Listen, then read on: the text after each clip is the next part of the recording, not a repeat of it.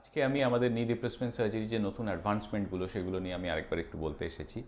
আজকাল কিন্তু আমরা যেটা করছি আমাদের এফেক্টিভ যেটা কোয়াগুলেশন মেথড আছে সেটাতে আমরা কিন্তু নি রিপ্লেসমেন্টে ব্লাড লস প্রায় হতেই দিচ্ছি না। এবং আমরা কিন্তু লাস্ট যে বাইল্যাটারাল নি রিপ্লেসমেন্ট বা দুটো দুটো হাঁটু যেখানে আমরা সাইমালটেনিয়াসলি চেঞ্জ করি সেখানে কিন্তু ব্লাড লসকে আমরা মিনিমাইজ করেছি এবং ব্লাড ট্রান্সফিউশনের প্রয়োজন কিন্তু একেবারেই কমে গেছে।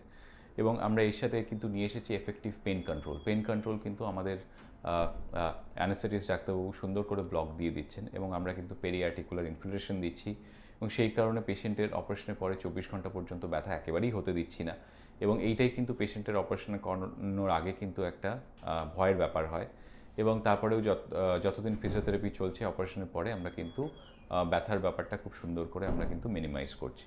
এবং আমরা এখন সমস্ত পেশেন্টকে ওয়াকার ছেড়ে 10 থেকে 15 দিনের মধ্যে আমরা হাঁটা চলা শুরু করিয়ে দিচ্ছি দুটো দুটো হাঁটু রিপ্লেসমেন্টের ক্ষেত্রেও। এবং আমরা কিন্তু পেশেন্টকে তার স্বাভাবিক জীবনে 3 থেকে 4 সপ্তাহের মধ্যে আস্তে আস্তে ফেরত নিয়ে যাচ্ছি। ধন্যবাদ।